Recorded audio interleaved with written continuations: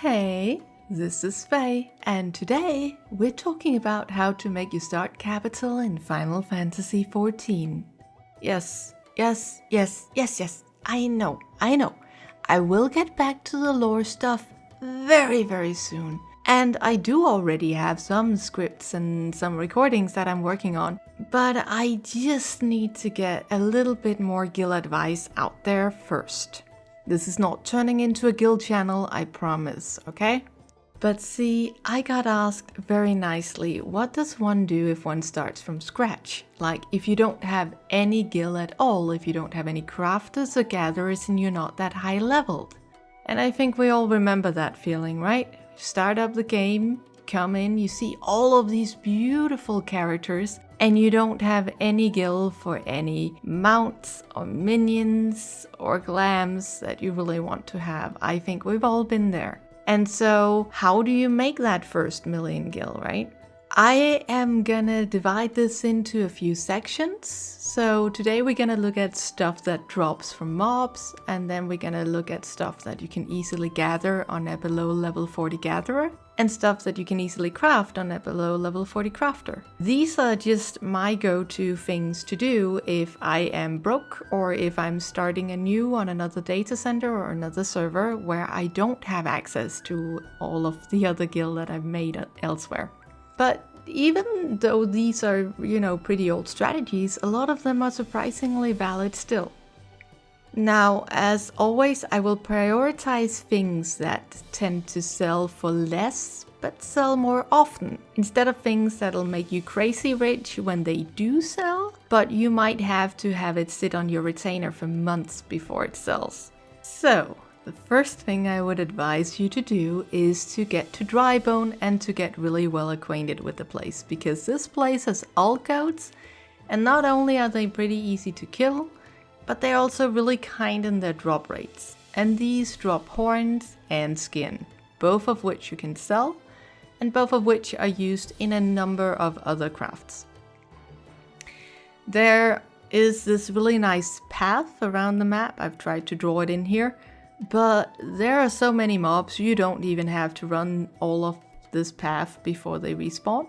So this is just a really good place to farm some easy to sell stuff. A FLLGORD skin can go from anything between 250 to 1250 gil, depending on how the market is looking at the time. I generally set mine around 500 or 450, and then just make a nice stack of those. Golden fleece. These you find here in DRYBONE. They're a little tricky to find, like you have to find your way around here, but the golden fleece, they will drop snurble tufts. I hope that I pronounced that right. These generally sell pretty well if people haven't gone to farm them for a while. They can go up to several thousand gil if you're lucky. And if you're not, then around 450, 500 is an okay amount for them. Another place that you will be really happy to know about is FALLGOURD Float. If you come here, you can find in this direction Diamite Web from the Diamites. These are really easy to kill and they have a pretty good drop rate. They can drop up to 9 webs at a time, so that can be lucky. And the weavers use these to create dew thread, which is one of the beginner threads that you can't buy from a vendor or from a beast tribe, which means that it is quite often in need, and this is something that you can craft on your weaver to get them to that level where they can go on to do Ishgardian restoration stuff afterwards. So generally people will at some point really want to get a lot of Diamite Web. On the other side of FALLGOURD Float, you will find hairs. Why are these called hairs, by the way? They look... never mind. But these guys, and they will drop acidic secretion. And so you can run a little path up here. And I like this path that I outlined right here, because here you can also get a little bit of diamite action on the side and get some diamite web while you're at it. These are used in Ishgardian restoration stuff, and they can sell for crazy gil at a time. Another really good thing to do while you're in Gridania or in the area is to go to the Lancers Guild and then take the ferry to the East Shroud. Up here you will find the boars. and the boars dropped boar hide. It's not a super kind drop rate, and you may have to run this little path around and get all of the boars many times before you get that many, but these sell generally pretty well. Ironically, I've often found that I make more gil in just selling the hides instead of turning them into leathers, but that is a relatively recent thing. You can look on your market board, see what works best for you. Paiste skin. You can get these from behind Little El Amigo. I have outlined here where there is a nice line of paiste. And you will generally see that the drop rate is like, it's not the old goats, but it is also not the boars. So you can get a good pile going, and these generally sell pretty well. Around 700 gil is low. They're used in the Ishgardian restoration thing, and for the craft, I believe that spans the most amount of levels for leatherworker. So they will need a lot of these. Fleece. This is a little bit higher leveled, but you can get that from the Caracol in Kurthus. So you go to Camp Dragonhead, and then you can either go up or down. I generally go up here because there are 2 clusters of mobs that I just managed to respawn between me killing one of them, and then I run back to the other and it will have respawned. Fleece is used for the weavers to make woolen yarn, and that is also used in the Ishgardian restoration, so that will also generally be in high demand. To be fair, I made many millions on fleece alone. I think people in my FC will know me as the fleece queen, and this will be literally what I would be doing when they were asking, so what are you doing, Faye? And then somebody would say, she's fleecing. And they weren't wrong. So, I mean, fleece just generally sell. It'll go up or down, but it's pretty easy to farm if you have the level for it. Otherwise, go for one of the other ones. So these are my go-to mob drops, but there are actually also a couple of drops that I would like to talk to you about that are from dungeons, because you can unsync a dungeon.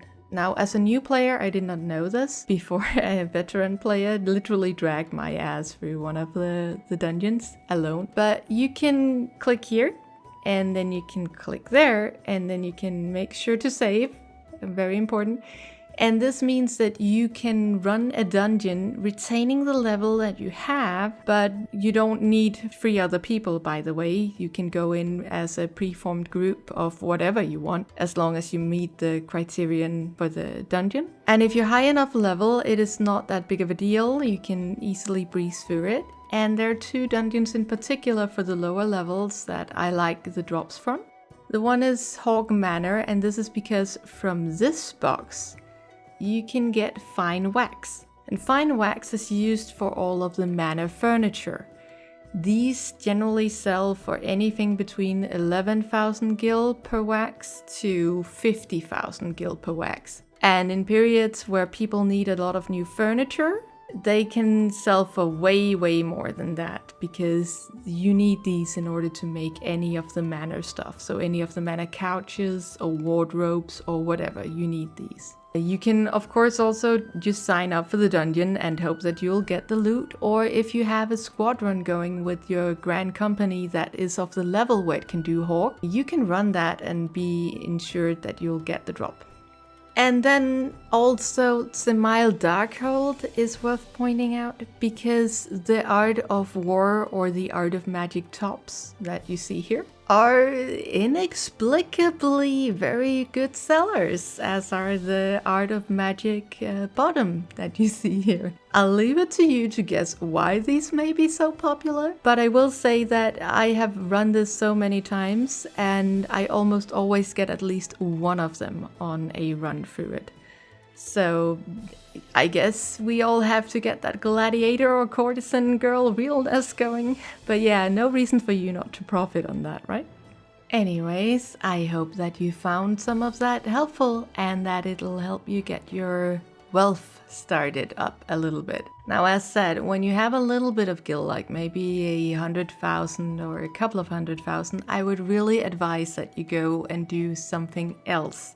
Like, for instance, the Mutamix trick, because that is just so much more efficient than just selling things that drop. But this is just a pretty solid way to get started and supplement that gil that you get from doing your roulettes and the MSQ.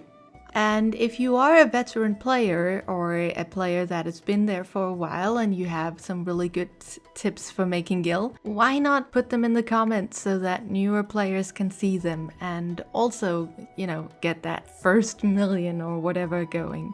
Either way, thank you so much for watching and have a really lovely day. Bye!